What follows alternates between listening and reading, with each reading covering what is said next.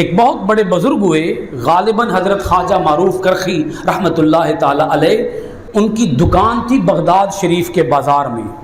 Baghdad شریف کے بازار میں دکانوں کو آگ لگی۔ کسی نے آ کے خبر دی کہ اے حضرت معروف کرخی رحمۃ اللہ علیہ، آپ کی دکان بچ گئی ہے، باقی سب کی دکان جل گئی ہے۔ تو انہوں نے یہ خبر سن کر پڑھا تھا الحمدللہ۔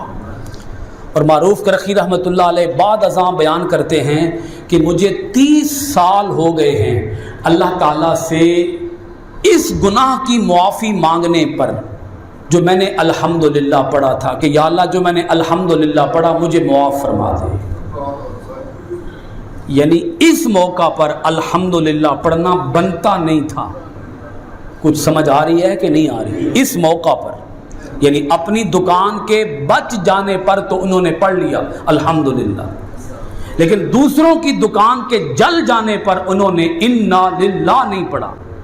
الحمدللہ تو پڑھا مگر انا للہ نہیں پڑھا۔ اپنی خوشی ہوئی، اپنی دکان بچ جانے کی خوشی ہوئی، مگر دوسروں کی دکانیں جل جانے کا انہیں کوئی غم نہیں ہوا۔